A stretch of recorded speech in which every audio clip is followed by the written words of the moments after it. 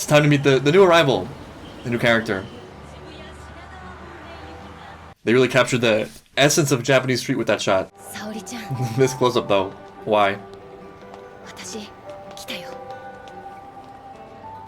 Everyone is holding really still, almost as if the people of Japan want to save animation budget for greater things. Yeah, you gotta keep it light, keep it tight. Probably a trust thing too. How do people even come into this life only through extreme circumstances? He's got a cool red tint. And the red kicks the match. Speaking of being stylish, being fancy, I already forgot the terms he used. Things are about to get real flashy. Flashy. There you go. This guy looks like someone who knows his flash. That's a sign of confidence a lot of the time. When people have room to play, you know what I mean? I feel like there's a side of me that becomes operational when things are going really well. It's like a special attack where you gotta be at full bar to use it. Things have to be going really well for me in multiple areas, or, you know, basically all really important areas, for me to have enough resources to dedicate to, like, fooling around, if that makes sense. Like, this kind of playful energy. When all of my needs are basically met and I'm feeling really good, I can start to really play, you know, and follow these weird sort of whims and get crazy ideas and have the energy to follow through on them. I say all that to say, even though it's small, that kind of thing, you know, picking someone else's uniform, giving them a red tint, is perhaps a sign of character, that he's really confident and that things are going pretty well for him. He feels pretty secure in his world, which also might create an interesting level of danger. It's unlikely that things are just going to be great from here on out in the show, given what's at stake, given the lives they have. You only have so much mental energy, and if you're working really hard to sort of do maintenance on life or catch up, there's very little room to play. This might be an odd connection to make, but I feel like this occupies the same concept, or has relation to the concept of the rich get richer, because people who have enough money to adequately meet their basic needs and have surplus can use that surplus along lines that are really large vehicles for money growth. I think the same applies generally to day-to-day life, where the more certain things are squared away, the more you can start to look around yourself for growth opportunities and, you know, invest heavily in those growth opportunities. Or you can invest the energy in messing with your friends and buying eccentric uniforms for your classmates. You can take his card at least. You never know. Wow. Looking for opportunities. Very ambitious, very direct. Speaking of having extra energy. Oh no, that says a lot. Oh no, you're gonna assign me to this damn modeling agency. You're gonna like it. Nobara. Speaking of confidence, is this confidence or not? Hard to say. Speaking of having a big personality and energy to spare, she's not afraid to ask for what she wants, that's for sure. I just realized in the intro there's the panda character is looking at a panda in the zoo. It's gonna be a cursed panda, isn't it? Will there be an episode that goes by before panda that I don't talk about panda? Probably not. I'm primed for panda. Woo! Look at him go! Analyzing. It's really early, but I have a feeling we might get some Asuka vibes from her. Episode 3, Girl of Steel. Does he? Did he? Oddly specific, but alright. Is that another thing I've been missing in life? Setting seagulls on fire? But no analysis of him, except for Kambanika's blindfold. I'm with it.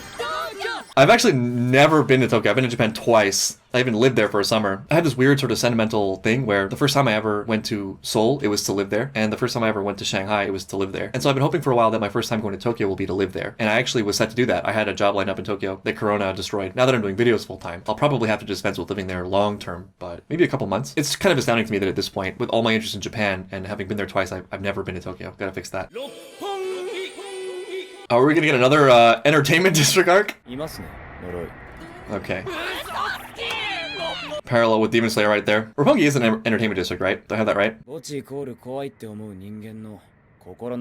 it comes from human fear and misery. Yeah, the two worst places, cemeteries and schools. Probably a lot of workplace-related curses as well. I heard it tastes like soap. Interesting. It's like a Buster Sword, but really tiny. Huh,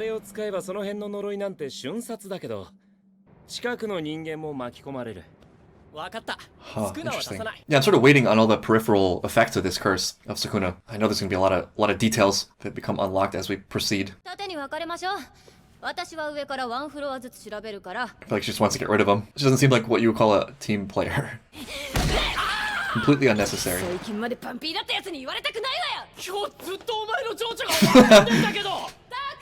Oh boy, yeah. You want to make someone immediately like you or less emotional? Tell them that they're being emotional. Works every time. Without fail. Other strategies you might use to diffuse anger include telling the person to calm down, telling the other person that it's their fault and blaming them. Oh no. Why would he not be popular with girls though? He's super nice. He's good looking, although he may look like a potato. Very athletic. That was a great move. This guy's got abs on top of abs. I kind of like him. Oh, receive for this, for what? For this ass kicking? You've destroyed something beautiful. Abs. I feel kind of bad for this thing. He was just trying to provide useful customer service.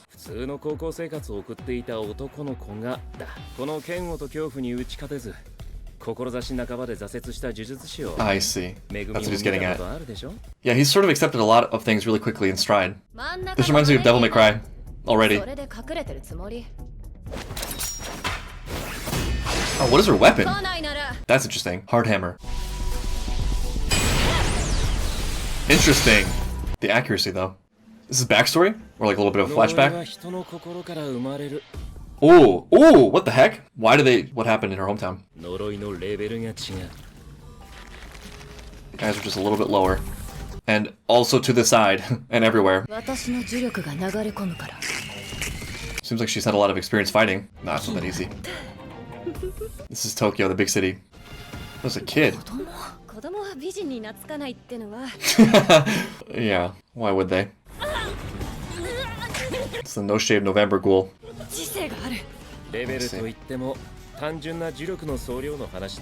They have varying levels of intellect.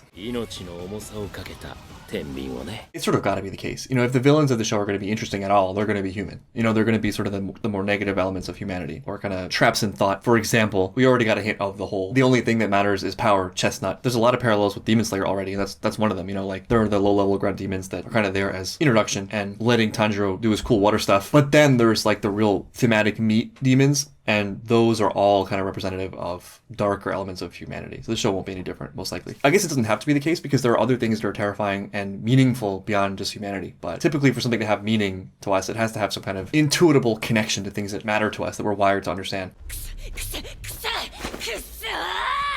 She's not taking this very well. I wonder what the highest is. PhD? When they're pretty quick, huh? Protagonist, she is not. Not yet, anyway. Ah, but maybe she is. She's trying to counter to instincts. Nah, it makes you good, though.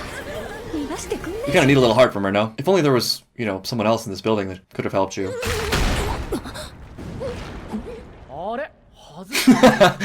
He casually punches through a wall. Nice. He's running away. He's fleeing. Just out into the open like that, huh?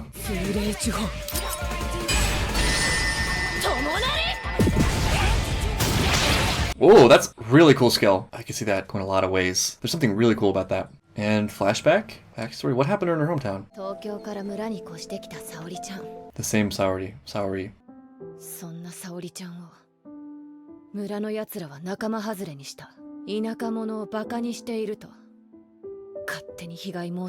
What is this, jealousy? Just basic good old jealousy? People hate the things that make them feel small, I guess. Is that really what it was, though? Oh, it was Saori that had to leave.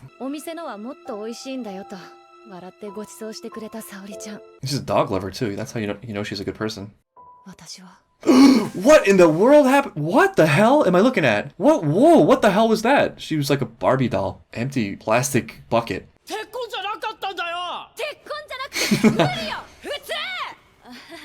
Yeah, it's funny. He like is the beneficiary of circumstance twice, maybe. At least as far as I can tell so far. Maybe there's a connection that I can't see. But, you know, he happened to stumble upon this finger. Also, just, you know, happens to be the most talented athlete that ever lived. Strongest and fastest man alive. There's a solid chance, though, that there's going to be a reason for that. Not that there needs to be.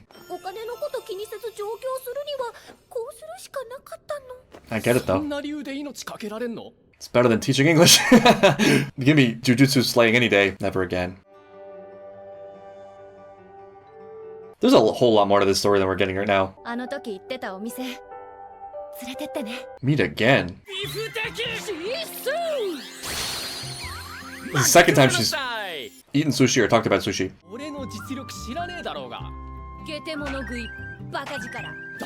No, he was always like this. Record of July 2018.